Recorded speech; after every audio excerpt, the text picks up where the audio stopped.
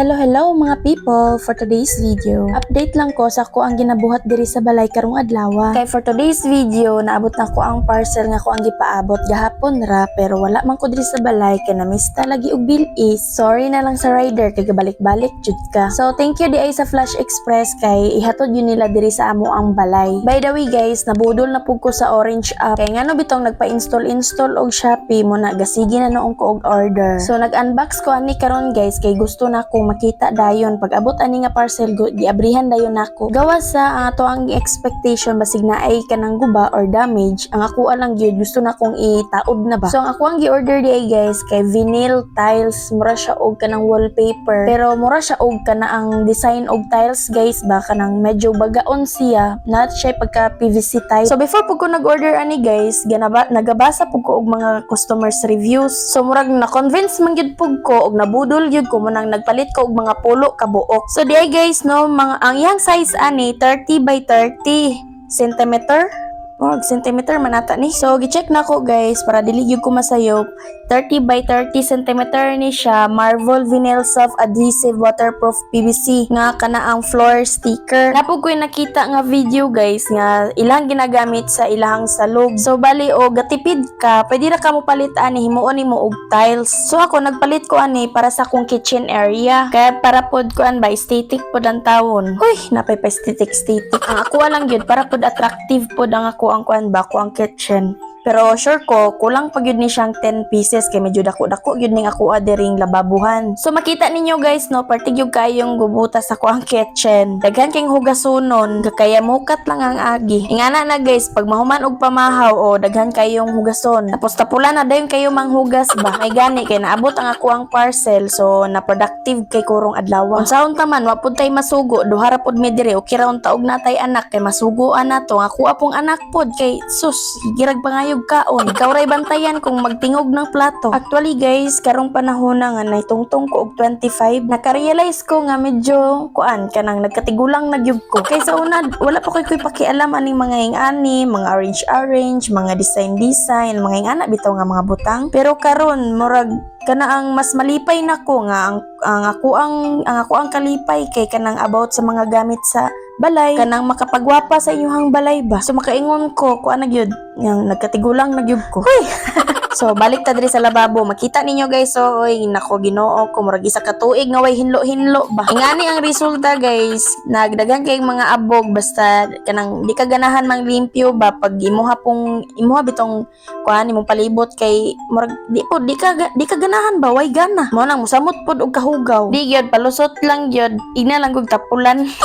Ay di ay guys, nasayop ko tong pag-ingon nga makatipid ka ani nga butang. Pero kuan kana ang angay ni siya sa mga nagrent lang or nag-boarding house or nangita og temporary lang bitaw. Kanang temporary lang nga ihanig ay itapak or ihimong design sa imuhang salog like sa lababo or sa imuhang wall. Hinoon kanang wala pa man ko ka-try ani og pila ka tuig siya mo long last or pila siya ka bulan. Pero nakadepende gyud pod noon na sa pag-atiman kay ang butang gyud bisag unsa pa na kanindot ug unsa pa na kamahal naara gyud na sa tagbalay sa tag-iya kung giunsa niya pag-atiman. So ang ako amang ni purpose pod is para pod kana ang nindot ang ako ang lababo ba makita bitaw na ay bisita. Dili na man gud tayo usahay man gud kay dito wala ka balo sa hunahuna sa tao ba basig ludanon or unsa ba kanang mga artihon. So ato pong pagwapahan gamay ang atong lababo. Dili man ta ka-afford og kana ang tinuod nga tiles, at least limpyo atong lababo, hapsay og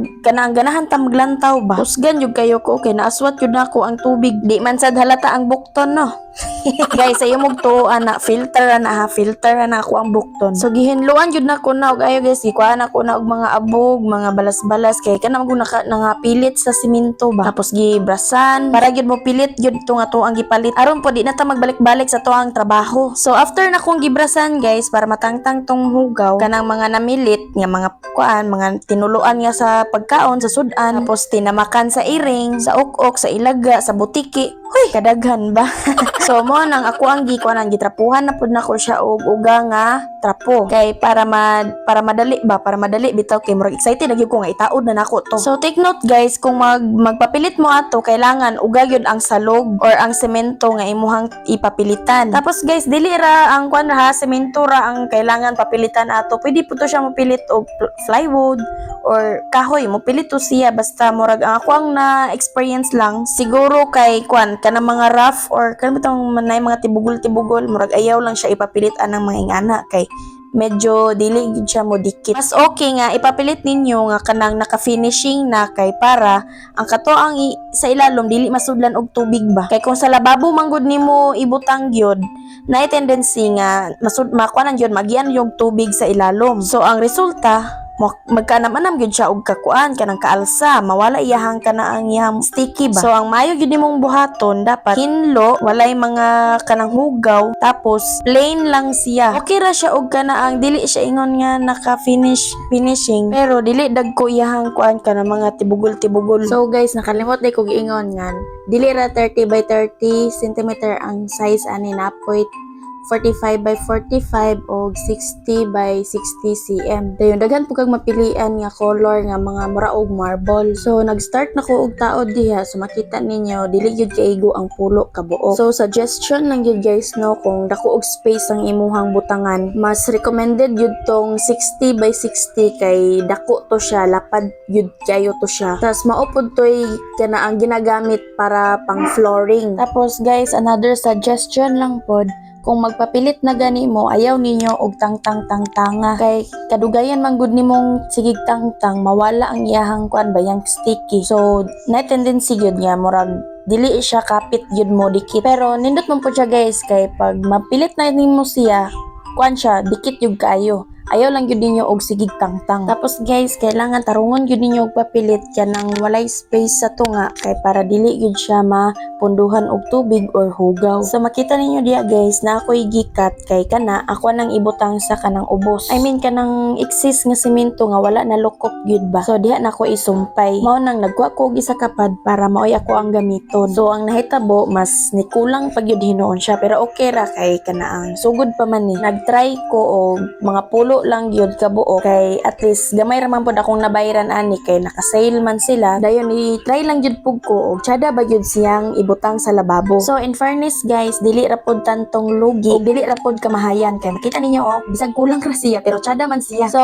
wala na ilabot nang ako ang gipapilit guys nga tay ituyo ra ko na siya para sure yung dili mapunduhan og tubig ang iyang isig ka kilid. So kulangan pa gyud siya guys. So murag maka-order na pug og mga pulo lang gihapon. So mo na ang dagway guys pag nanay mga gamit. Mas ma-attract na gyud ang imong mga butang. Ayaw lang na ninyo pansinan ang butanganan akong plato kay nagplano pa ko ana. So dali lang ko taman guys. Bye-bye.